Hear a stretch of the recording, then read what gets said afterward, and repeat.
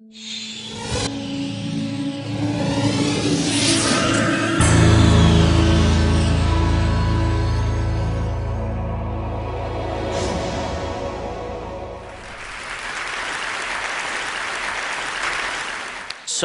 I was in hospital for a long time, and a few years after I left, I went back, and the chairman of the burn department was very excited to see me. He said, "Dan, I have a fantastic new treatment for you."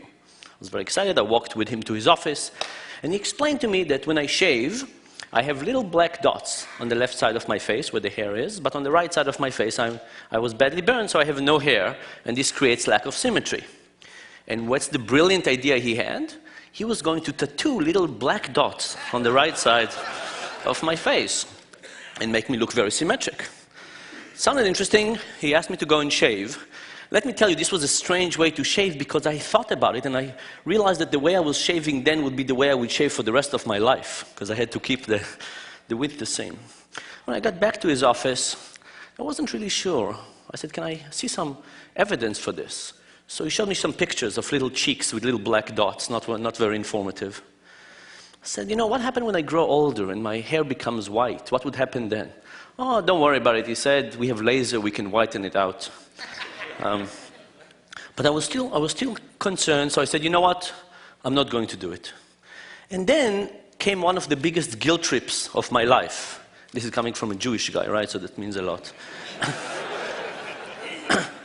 And he said, "Dan, what's wrong with you? Do you enjoy looking non-symmetric? Do you have some kind of perverted pleasure from this? Do women feel pity for you and have sex with you more frequently?" None of those happened.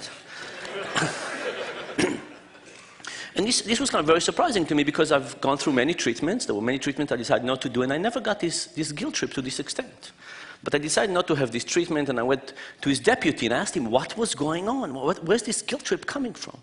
And he explained that they have done this procedure on 2 patients already, and they need the 3rd patient for a paper they were writing. Now, you'd probably think that this guy is a schmuck, right? That's what it seems like. But let me give you a different perspective on the same story. A few years ago, I was running some of my own experiments in a lab.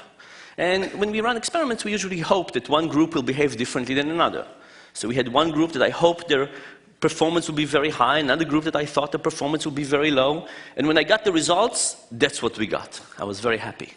Aside from one person, there was one person in the group that was supposed to have very high performance that was actually performing terribly. And he pulled the whole mean down, destroying my statistical significance of the test. So I looked carefully at this guy. He was 20-some years older than anybody else in the sample. And I remember that the drunken guy, came one day to the lab wanting to make some easy cash. And this was the guy. Fantastic, I thought. Let's throw him out. Who would ever include a drunken guy in the sample?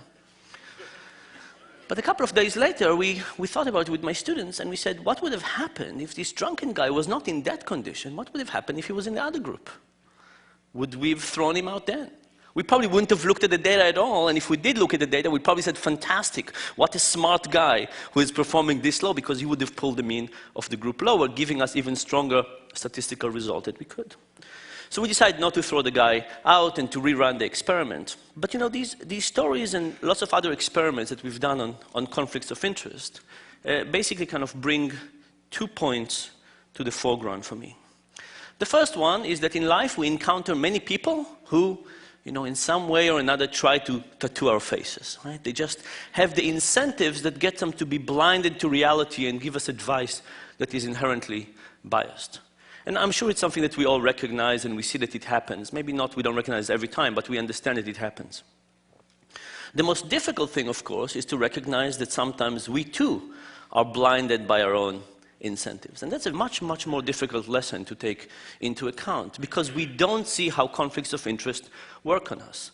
When I was doing these experiments, in my mind, I was helping science, right? I was eliminating the data to get the true pattern of the data to shine through. I wasn't doing something bad. In my mind, I was actually, you know, a knight trying to help science move along. But this was not the case. I was actually interfering with the process with lots of good intentions. And I think the real challenge is to figure out where are the cases in our lives where conflicts of interest work on us and try not to trust our own intuition to overcome it, but to try to do things that prevent us from falling prey to these behaviors, because we can create lots of undesirable circumstances.